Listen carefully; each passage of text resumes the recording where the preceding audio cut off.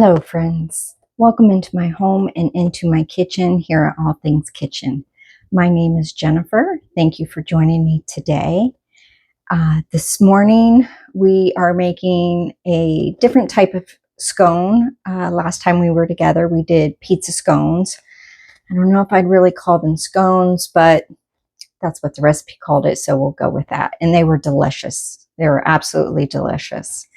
And so today I am going to be making chai scones. This is a new recipe to me, but I love scones and I make all different kinds of scones. And with the holidays creeping up on us, I'm starting to think of fall recipes. And I think this might be like just a delicious recipe, maybe to have Christmas morning, or maybe to even have Thanksgiving morning. If you do a late Thanksgiving dinner, we generally do midday Thanksgiving, so we usually don't eat breakfast on Thanksgiving, or just today is Sunday, so let's make some scones. So let me get all my things together and I'll bring you down and we'll make these together.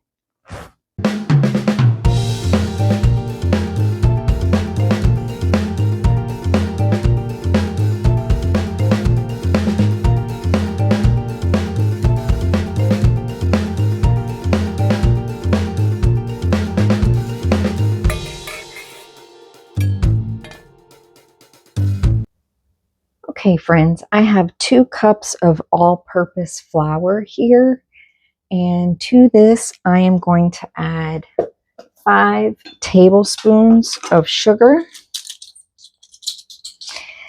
And just because my flour's been acting, sorry, I have to count 3, 4, and 5. Because my flour has been dealing with some moisture issues, I did weigh that out. So 2 cups of all-purpose flour equals 240 grams of flour. So that was 5 tablespoons of sugar and 1 tablespoon of baking powder.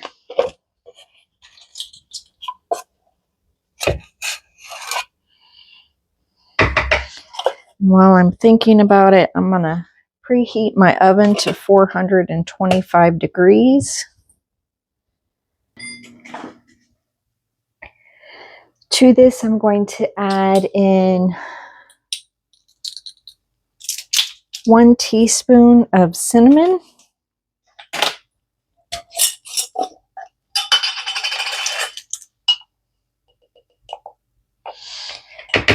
I just know these scones are going to be delicious, and I'm so excited about them. 1/2 teaspoon of cardamom.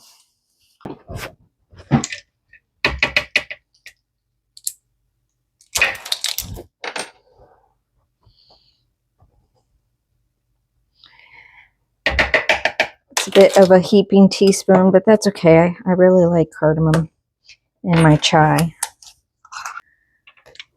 1/4 cup of ground cup. Oh my goodness, I guess I'm not quite awake. 1/4 teaspoon of ground ginger.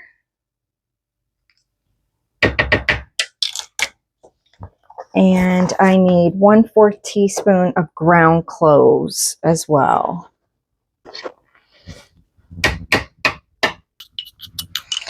And finally, in the dry ingredients, 1/2 teaspoon of salt.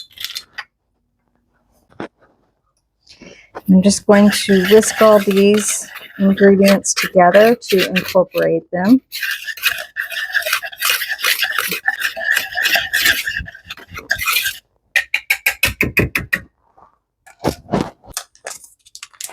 Now to this, I'm going to grate in 6 tablespoons of cold butter, and I am just going to use my little zester here. I have this butter in the freezer for the past 15 minutes or so, and I'm hoping that it stays cold enough. And because this is such a fine grate, I'm just going to kind of blend it into the flour every so often so it doesn't just stick to itself again.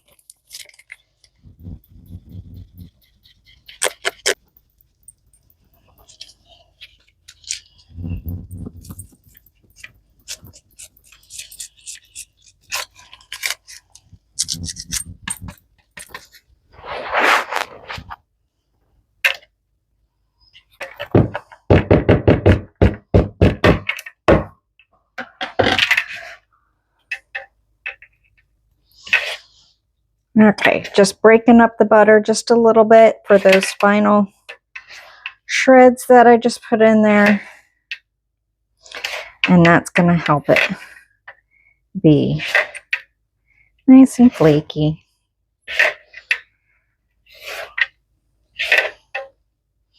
Made a bit of a mess. Okay, I'm going to go wash my hands.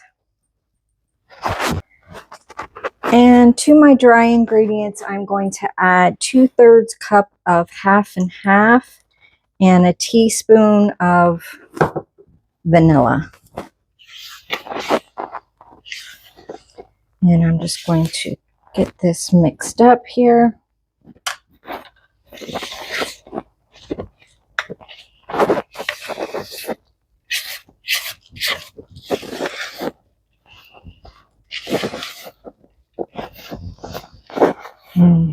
Smells good.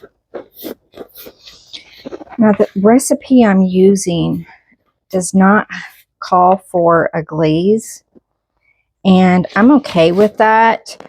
If you wanted a glaze on top of your finished scones, I would suggest maybe some powdered sugar and going ahead and adding maybe some cardamom and a little bit of the ginger and clove, just to like a small pinch possibly, to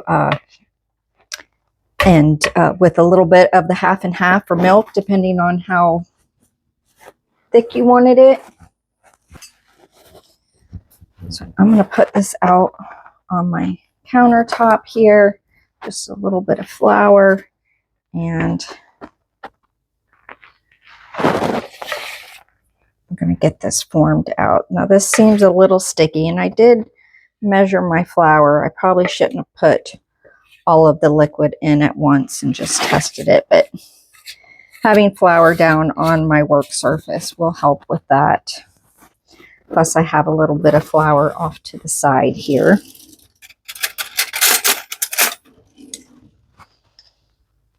Just kind of,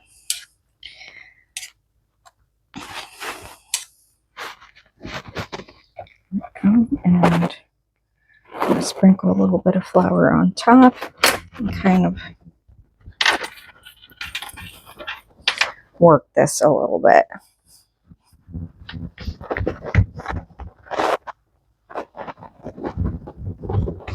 I don't want to knead it too much, but I'm just kind of going to work a little bit of extra flour in there so that it's not so sticky.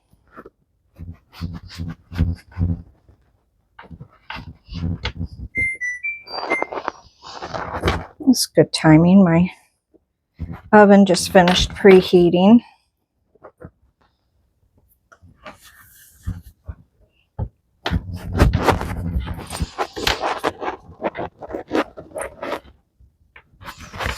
Now the recipe says the dough should be soft but not sticky.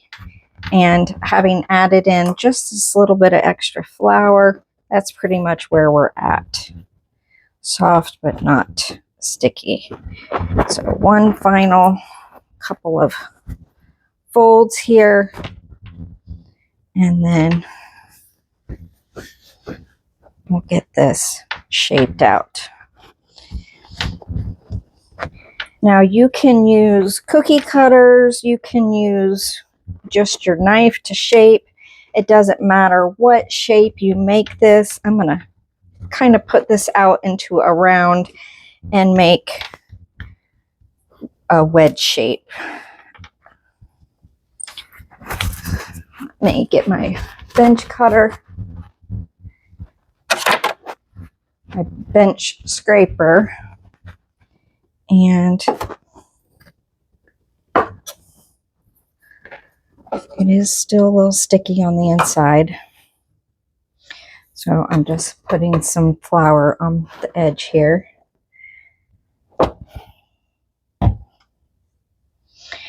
And you can make these as big or as small as you want. This is how I'm doing them. I have a baking sheet lined with parchment paper here, so I'm going to put them on here.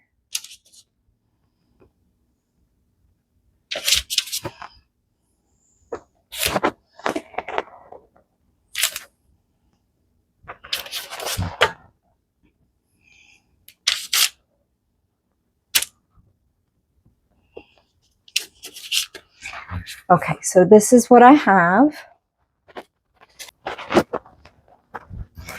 So the little bit of half and half that I had left in the measuring cup, I'm just going to brush some of that half and half on the top of my scones.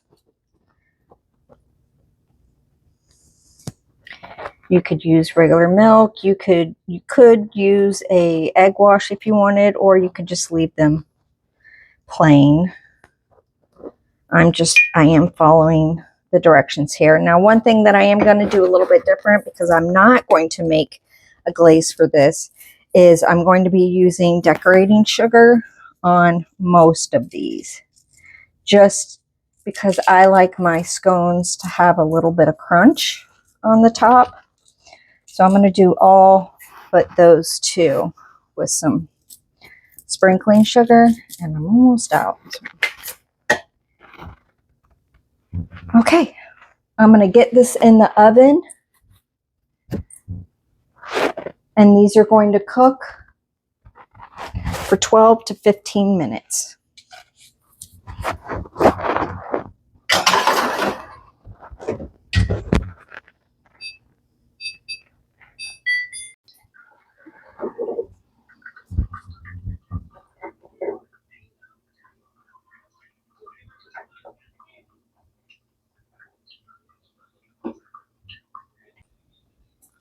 Look at the layers in that. Let me bring you over here and show you. You can see the layers on that. And it just started to brown a little bit. So whenever you put milk or like half and half on the top like I did, it does not brown as much. So the browning is on the edges, like where the half and half didn't touch.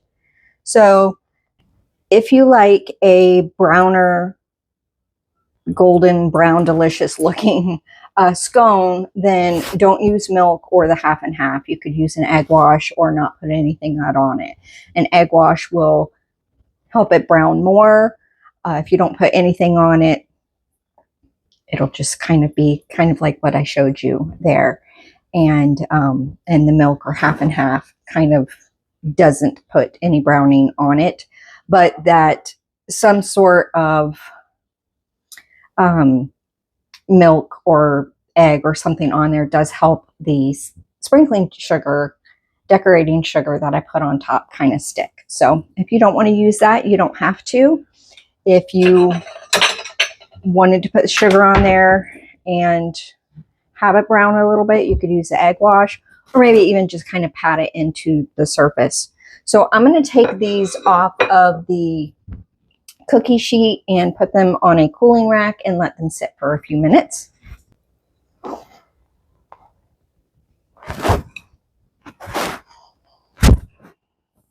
me see what I can smell now that it's cooked. It smells like a warm pastry. Nothing is jumping out at me. And like I really thought maybe the clove might, or even the ginger, but they are small amounts. So I'm going to give this a taste, and we will see if the next time maybe we need to bump up the spices, because I do like my chai to be a little bit more on the spicier side. So, you know, your kitchen, your rules. This recipe, I don't think it would hurt to have a little bit more cardamom or clove or ginger. It's not going to mess up the dryness or the moisture in it whatsoever. And I have my cup of chai right here that I'm drinking this morning. So I'm sure it will go delicious with this scone. So let me break this open, give you a peek on the inside. And give this a taste. It's still a little warm.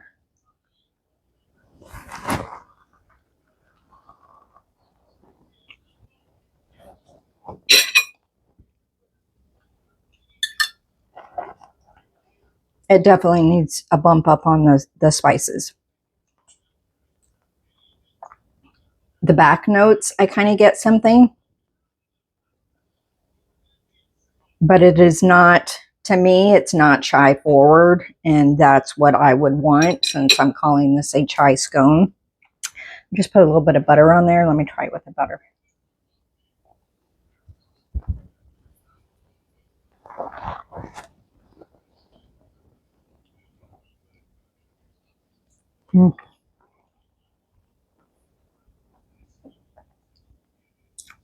It's delicious. It's still a scone, and it is more of a, I wouldn't call it sweet, but it's definitely more towards the sweet side than savory, obviously.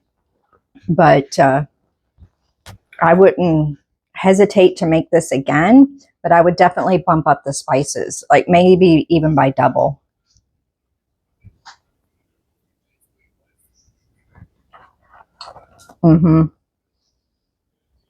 Maybe double the cardamom, clove, and ginger, definitely. But that's the fun thing about trying new recipes. You can find out, no, I'm not making this one again, or, oh, I'm making this exactly the way that it is, like I did with the pizza scone. It was excellent the way that it is, but I could also imagine it with other pizza toppings, so to speak, inside. This, I think it just needs a bump up on the spices.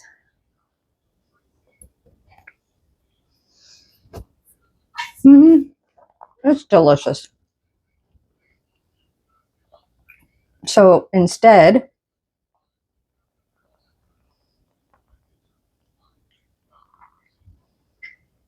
of you watching me eat this entire scone, I will let you go. But I appreciate you coming along with me today as we tried yet another new recipe. Around when it comes time to fall, I have like a spiced apple scone that I make. I love like the cranberry orange. I think that's my favorite fall flavor over like pumpkin spice. I more enjoy like a cranberry orange. So I will share that recipe when the next time I make that with you. So thank you for coming along with me today. I appreciate your time. And if you would like to put a comment down about what your favorite scone is, or maybe what you would like to see me try in flavor of a scone, please go ahead and comment down below. Like this video if you will. It will help send it out so that other people can see it. I appreciate your time. I hope you have a great day. I hope you have a great week. And I'll see you next time. Take care.